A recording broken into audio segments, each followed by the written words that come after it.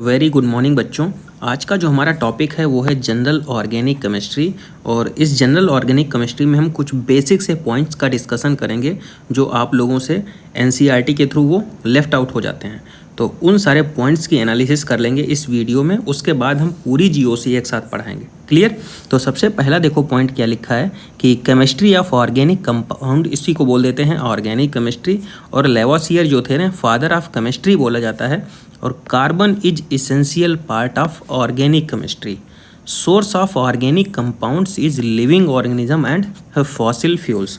के नीचे कुछ इंपॉर्टेंट पॉइंट्स हैं, वो एग्जाम पॉइंट ऑफ व्यू से इंपॉर्टेंट हो सकते हैं। जैसे बर्जीलियस ने क्या लिखा था, एनसीईआरटी में लिखा है कि vital force are responsible for the formation of organic compound. तो दे दिया था कि वाइटल फोर्स थ्योरी किसने दिया था? बर्जीलियस ने। Clear? It is possible only living organism, केवल और केवल लिविंग ऑर्गेनिज्म के लिए ही एप्लीकेबल थी। नेक्स्ट देखो, एक साइंटिस्ट थे वोलर। ये पूछ सकता है कि वोलर ने रिजेक्ट कर दिया था वाइटल फोर्स थ्योरी। और वाइटल फोर्स थ्योरी दी किसने थी? तो बर्जीलियस ने दी थी। इसको रिजेक्ट किसने किया था? वोलर ने। क्लियर?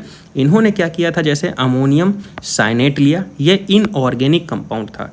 इनऑर्गेनिक कंपाउंड से इन्होंने ऑर्गेनिक कंपाउंड को प्रिपेयर कर दिया। क्लियर? तो ये फर्स्ट एमिनो मेथेनामाइड्स है, यूरिया का फार्मेशन कर दिया था। यूरिया क्या था? फर्स्ट इनऑर्गेनिक कंपाउंड से ऑर्गेनिक कंपाउंड का फार्मेशन हुआ था। और वाइटल फोर्स थ्योरी को रिजेक्ट कर दिया था किस साइंटिस्ट ने? वोलर ने। क्लियर? नेक्स्ट देखो, इंपॉर्टेंट पॉइंट हो सकता है Kolbe. First organic compound synthesised in lab from its element is acetic acid. मतलब कि उसी के एलिमेंट्स के थ्रू सिंथेसिस हो गई थी। कौन सा कंपाउंड था? Acetic acid. किस साइंटिस्ट ने प्रिपेयर किया था? कोल्बे ने। क्लियर? नेक्स्ट साइंटिस्ट आया उसके बाद बर्थलॉट। बर्थलॉट सिंथेसिस दिया था। सेकेंड ऑर्गेनिक कंपाउंड जो बनाया गया था उसी के एलिमेंट्स के थ्रू, वो था मेथेन। पहला क्या था? एसिटिक एसिड, दूसरा है मेथेन। अब कैटिनेशन, ये बहुत ही इंपॉर्टेंट पॉइंट हो सकता है कि कैटिनेशन होता क्या है। देखो, ये चेन है, चेन फॉर्म में कार्बन, और ये रिंग फॉर्म में अरेंजमेंट हो गया। तो देखो क्या कह रहा है, carbon atom linked with one another through covalent bond to form ring और चेन। इसी प्रॉपर्टी को हम बोल दे रहे हैं कैटिनेशन। क्लियर? रिंग या चेन के फॉर्म में फॉर्मेशन हो रहा है। अब देखो, ये कैटिनेशन प्रॉपर्टी किस पे डिपेंड करती है और कौन कंपाउंड जो है कैटिनेशन की प्रॉपर्टी को शो नहीं करता है। तो चलिए देखते हैं। कैटिनेशन जो है बॉन्ड एनर्जी पे डायरेक्टली प्रोपोर्शनल होती है और रेडियस और साइज के इन्वर्सली। जितनी ज़्यादा साइज होगी वो कैटिनेशन प्रॉपर्टी को नहीं शो करेगा। जैसे लिखा है पीबी जो होता है, एक ऐसा कंपाउंड जो है वो कैटिनेशन की प्रॉपर्टी को नहीं शो करता है due to size, large size. ठीक है? और कैटिनेशन का अरेंजमेंट देखो, कार्बन की सबसे ज़्यादा, silicon, germanium and S N. Next देखो, यहाँ पे ये कुछ कंपाउंड लिखे हैं, इनको याद करने का तरीका हम बता दे रहे हैं। जैसे आपको याद करना है, काशी से पानी आया। ठीक है? का से कार्बन सबसे ज़्यादा होती है, silicon, sulphur, phosphorus, nitrogen, oxygen. तो ये सीक्वेंस भी आपको याद होना चाहिए। और पीबी जो होता है अपने लार्ज साइज की वजह से कैटिनेशन की प्रॉपर्टी को नहीं शो करता है। Clear? Catenation and pi bond formation of carbon is due to small size. जितना स्मॉल साइज होगा उतनी ही ज़्यादा प्रॉपर्टी होगी कैटिनेशन से। ठीक है? Due to property of catenation and P pi bond formation. Carbon के पास है ना कैटिनेशन की प्रॉपर्टी और पी पाई बॉन्ड फॉर्मेशन। इस प्रॉपर्टी की वजह से carbon is able to show allotropic form, जैसे diamond graphite fullerene C60। Clear? किस वजह से? कैटिनेशन और पी पाई बॉन्ड फॉर्मेशन की वजह से जो कार्बन होता है ना, वो शो करता है एलोट्रोपिक फॉर्म, जैसे डायमंड ग्रेफाइट फुलरीन। बहुत ही इंपॉर्टेंट पॉइंट है, याद रखना किस वजह से। नेक्स्ट है नेचर ऑफ ऑक्साइड। ये बहुत ही इंपॉर्टेंट पॉइंट है। जैसे न्यूट्रल, तो आपको याद रखना है, यहाँ पे जैसे CO लिखा है तो हमने एक साथ लिखा है NO और N2O। ये न्यूट्रल ऑक्साइड का फॉर्मेशन करता है। एम्फोटेरिक कौन से हैं? SNO, SNO2, PbO, PbO2। और जो एसिडिक हैं वो CO2, SiO2, GeO and GeO2। तो ये आपको याद रखना है कि कौन से ऑक्साइड का नेचर कैसा है। CONO, ये न्यूट्रल है, और ये एम्फोटेरिक और ये एसिडिक। नेक्स्ट क्या कह रहा है? SiO does not exist. SiO जो है वो एग्जिस्ट नहीं करता है but exist at high temperature. जब इसको टेम्परेचर ज़्यादा दिया जाता है तो ये एग्जिस्ट कर जाता है, नॉर्मल टेम्परेचर पे ये एग्जिस्ट नहीं करता है। क्लियर। अब बात करते हैं यहाँ पे हम मेथेन की, CH4। नेक्स्ट देखो इसमें क्या कह रहा है, 4 valency of carbon directed towards 4 corner of regular tetrahedron, carbon is form in the centre. ये स्ट्रक्चर बनी है और ये डैश वेज आपको बताएंगे आगे चल के हम। होमोलॉगस सीरीज क्या होता है कि ऐसे कंपाउंड जो molecular formula and functional group इनको अरेंज कर दिया जाता है इंक्रीजिंग ऑर्डर में मॉलिक्यूलर वेट के, तो एक सीरीज बन के तैयार होती है, उसी को बोल देते हैं हम होमोलॉगस सीरीज। अब होमोलॉगस सीरीज देखो क्या है, successive member differ from each other in molecular formula by CH2। इनके बीच में जो गैपिंग रहती है वो CH2 की होनी चाहिए या मॉलिक्यूलर वेट 14 का। क्लियर।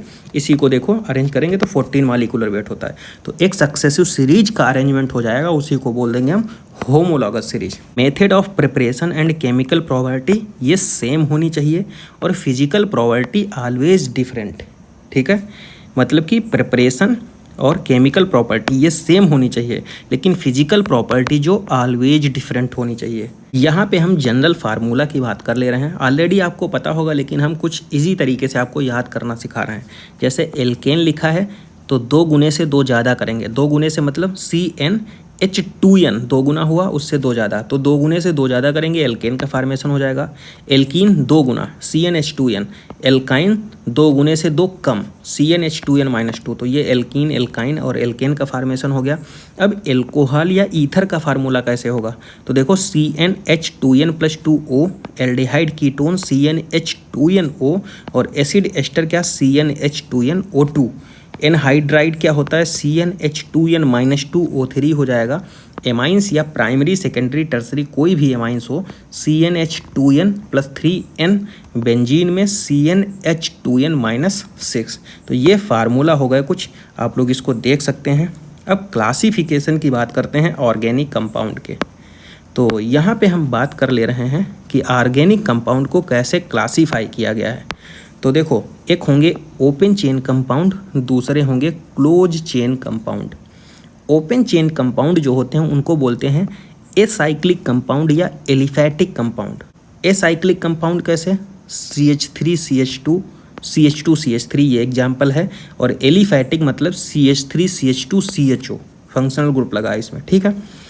क्लोज चेन कंपाउंड इनको बोल देते हैं हम cyclic compound. Clear. Open chain में ओपन रहेगी, साइक्लिक में साइक्लिक बनी रहे। ठीक है। अब देखो साइक्लिक जो कंपाउंड होते हैं उनको देखो 2 टाइप के होंगे, एक तो होमोसाइक्लिक, इन्हीं को बोल देते हैं कार्बोसाइक्लिक। हेट्रोसाइक्लिक होते हैं। हेट्रोसाइक्लिक में देखो जैसे पहले होमोसाइक्लिक की बात करते हैं तो होमोसाइक्लिक में एलिसाइक्लिक होंगे, एरोमेटिक हो जाएंगे, और एरोमेटिक के अंदर 2 होंगे, एक तो बेंजीनोइड्स, दूसरे नॉन बेंजीनोइड्स। बेंजीनोइड्स और नॉन बेंजीनोइड्स को पहचानना हमने ऑलरेडी बता दिया है। ठीक है, और वीडियो की कमेंट सेक्शन में लिंक हम प्रोवाइड करा देंगे। तो देखो कैसे हैकल रूल्स का फार्मेशन होता है, प्लेनरिटी कैसे होती है, ये सारी चीज़ें बता चुके हैं। ठीक है। तो एरोमेटिक में देखो बेंजीनोइड्स और नॉन बेंजीनोइड्स हो गए, तो ये बेंजीनोइड्स के एग्जाम्पल हैं। नॉन बेंजीनोइड्स जैसे ट्रोफोलिन हो गया। क्लियर। अब हेट्रोसाइक्लिक रिंग के जैसे फ्यूरॉन्स, ट्राईफ्यूरान्स, पिरिडीन्स हो गए, तो ये हेट्रोसाइक्लिक रिंग के। हेट्रोसाइक्लिक रिंग बेसिकली क्या होता है, रिंग में कार्बन के अलावा कोई कंपाउंड प्रेजेंट होता है, उसी को बोल देते हैं हेट्रोसाइक्लिक रिंग। जैसे ऑक्सीजन प्रेजेंट है, सल्फर, नाइट्रोजन, तो ये हेट्रोसाइक्लिक रिंग हो गए। इसमें देखो केवल और केवल कार्बन प्रेजेंट है ना, इसीलिए इनको बोल दिया जाता है होमोसाइक्लिक रिंग के अंदर आएंगे। होमोसाइक्लिक रिंग के अंदर एरोमेटिक में ये है। ठीक है। तो होमोसाइक्लिक और हेट्रोसाइक्लिक आई थिंक आपको समझ में आ गया होगा। नेक्स्ट यहाँ पे बात कर रहा है naming of organic compound. Trivial system के थ्रू कैसे नेमिंग की जाती है, तो है carbon atom attached only 1 carbon is known as primary carbon, and if carbon attach to the carbon number 2 then उसको बोल देंगे सेकेंडरी कार्बन। जैसे यहाँ पे ये कोई कंपाउंड लिखा है, ठीक है, इसकी नेमिंग के अकॉर्डिंग हम कैसे डिस्क्राइब करेंगे कि primary, secondary, tertiary, quaternary carbon है यहाँ पे। तो 1, 5, 6, 7, 8 ये आपको ऑलरेडी पता होगा। सेकेंडरी 4th वाला हो जाएगा। ठीक है। टर्सरी कौन सा होगा, 3rd वाला, और क्वाटरनरी कौन सा होगा, 2nd वाला। तो ये कार्बन को रिप्रेजेंट कर रहा है। अब hydrogen present on these carbon are primary secondary tertiary hydrogen but quaternary hydrogen is not possible. ठीक है, टर्सरी तक तो है लेकिन क्वाटरनरी हाइड्रोजन पॉसिबल नहीं है। If CH3 is present at second carbon atom then it is iso with whole number of carbon as a present chain parent chain. जैसे यहाँ पे ये क्या है, सेकेंड नंबर पे क्या है, CH3 प्रेजेंट है, तो बोल देंगे क्या 1 2 3 4, तो आइसो ब्यूटेन कहेंगे। ठीक है, चारों काउंट करेंगे। If 2 CH3 are present at the same second carbon, जैसे यहाँ पे देखो ये कार्बन से एक CH3 ये एक CH3 ये, तो सारे कार्बन काउंट करेंगे और नियो लगा देंगे 1 2 3 4 5, तो नियो पेंटेन हो जाएगा। क्लियर, तो ऐसे इसको नेमिंग करना है। नेक्स्ट देखो यहाँ पे सेकेंड नंबर पे OH है, तो आइसो प्रोप एल्कोहल कहेंगे या तो सेकेंडरी प्रोपिल एल्कोहल बोल देंगे इसको। नेक्स्ट देखो इसमें क्या है, इसको बोल देंगे एक चेन है तो N प्रोपिल एल्कोहल। यहाँ पे देखो सेकेंडरी ब्यूटाइल एल्कोहल। ठीक है, इस कंपाउंड को क्या बोल देंगे, ये सेकेंडरी है तो सेकेंडरी ब्यूटाइल एल्कोहल। यहाँ पे देखो दूसरे नंबर पे 2 CH3 हैं तो टर्सरी ब्यूटाइल एल्कोहल बोलेंगे इसको।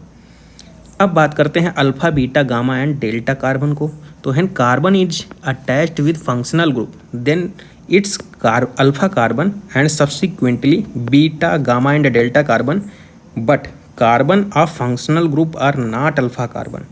जैसे ये कार्बन, ये फंक्शनल ग्रुप हमने डिस्क्राइब कर लिया, तो इसके कार्बन को हम नहीं कहेंगे कि अल्फा कार्बन है, बीटा कार्बन है, डेल्टा कार्बन है, कुछ नहीं कहेंगे। ठीक है, तो इससे फंक्शनल ग्रुप से डायरेक्ट अटैच कार्बन को बोलेंगे अल्फा, दूसरा वाला हो जाएगा बीटा, तीसरा गामा, ऐसे। ठीक, इसको फंक्शनल ग्रुप हमने कंसीडर कर लिया तो इसको बोल देंगे अल्फा कार्बन। ठीक है, इसको फंक्शनल ग्रुप, तो ये भी डायरेक्ट अटैच है तो ये भी डायरेक्ट, तो दोनों अल्फा हो जाएंगे। ठीक है, सेकेंडरी कार्बोनियम में 6 अल्फा हाइड्रोजन होते हैं और 2 अल्फा कार्बन होते हैं, तो ये याद रखना है आपको। जैसे ये स्ट्रक्चर अभी हमने बताया सेकेंडरी कार्बोनियम, तो ये सेकेंडरी कार्बोनियम ही स्ट्रक्चर बनी हुई है। तो यहाँ पे देखो पॉजिटिव चार्ज है तो लास्ट में NiUm लगा देंगे और इससे डायरेक्ट अटैच कितने हाइड्रोजन हैं, 3 3 6 अल्फा हाइड्रोजन हो गए और 1 और 2 अल्फा कार्बन हो गए। तो सेकेंडरी कार्बोनियम में 6 अल्फा हाइड्रोजन होंगे और 2 अल्फा कार्बन हो जाएंगे और पॉजिटिव चार्ज प्रेजेंट है तो देखो नियम लगा देते हैं सेकेंडरी कार्बोनियम। नेक्स्ट यहाँ पे ये फंक्शनल ग्रुप अगर कंसीडर किया है तो इससे डायरेक्ट अटैच अल्फा हाइड्रोजन, ये बीटा और ये भी बीटा हो जाएगा क्योंकि अल्फ़ा से डायरेक्ट अटैच तो बीटा, तो काउंट करेंगे तो 3 अल्फ़ा हाइड्रोजन और 6 बीटा हाइड्रोजन हो जाएंगे। इसमें कुछ और इम्पॉर्टेंट ग्रुप हैं जिनका डिस्कशन किया गया है यहाँ पे, जैसे NH2 को बोल देंगे एमिनो, NH को बोलेंगे इमिनो और N को बोलेंगे नाइट्राइल। NCN जो होता है साइनामाइड और CN जो होता है साइनाइड, CN माइनस। नाइट्रो बोलते हैं, नाइट्रो इससे रिप्रेजेंट करेंगे। नाइट्राइल क्या है, इस टाइप से ONO से नाइट्रेट, ON और ऐसे O रिप्रेजेंट करेंगे तो बोल देंगे nitrate NO3। Allyl group with unsaturation, allyl group कैसे रिप्रेजेंट करेंगे, देखो CH2 डबल बॉन्ड CH ये विनाइल है, CH2 double bond CH CH2 ये एलाइल है। अच्छे से याद करना, पूछ लेता है कि विनाइल में अल्फा कार्बन पे बताइए कितनी हाइब्रिडाइजेशन हो जाएगा, तो विनाइल पता होना चाहिए क्या है। तो CH2 डबल बॉन्ड CH ये विनाइल ग्रुप है, CH2 double bond CH CH2 ये एलाइल ग्रुप है, CH2 डबल बॉन्ड CH और C ट्रिपल बॉन्ड ये एराइल है, एक्राइल ग्रुप हो गया। और प्रोपेगाइल कौन सा है, CH triple bond C single bond CH2 ये प्रोपेगाइल ग्रुप है। ठीक है, एसाइल ग्रुप देखो क्या होता है, CH3 सिंगल बॉन्ड CO ये एसिटाइल हो गया और CH3C ट्रिपल बॉन्ड एसीटो और RCO ये एसाइल ग्रुप हो गया। अब एराइल ग्रुप की अगर हम बात करते हैं तो C6H5 फिनाइल है, C6H5CH2 benzyl, C6H5CH benzyl, C6H5C banjo और ये बेंजोइल हो गया, C6H5CO ये बेंजोइल हो गया, C6H5NH ये एनिलिड हो गया और C6H5SO2 ये बेंजाइल सल्फोनिल हो गया। क्लियर, तो ये सारे आपको फंक्शनल ग्रुप याद होना चाहिए। इफ़ 2 हाइड्रोजन आर प्रेजेंट, अगर 2 हाइड्रोजन प्रेजेंट हैं तो देखो क्या कह रहा है यहाँ पे, ये स्ट्रक्चर है CH3CH। यहाँ पे 2 ग्रुप प्रेजेंट हैं, तो एक ही कार्बन से 2 ग्रुप हैं, मतलब कि जेम डाई हाइलाइड है। ठीक है, इसी को बोल देते हैं एल्काइलिडीन। एल्काइलिडीन, क्लियर, जोर से बोलना है, एल्काइलिडीन, मतलब कि एक ही कार्बन पे 2 फंक्शनल ग्रुप लगे हैं। जेम डाई हाइलाइड बोलेंगे या तो एल्काइलिडीन। दूसरा, यहाँ पे एक कार्बन से ये फंक्शनल, एक कार्बन से ये अलग अलग हैं, तो विस डाई हाइलाइड, और इसी को बोल देते हैं एल्काइलिन। क्लियर, एल्काइलिडीन किसको बोलते हैं? जेम डाई हाइलाइड को। एल्काइलिन किसको बोलते हैं? विस डाई हाइलाइड को।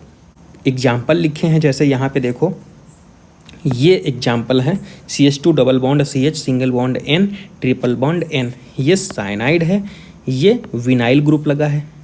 ठीक है, ये एसाइल ग्रुप है, ये नाइट्राइल ग्रुप है।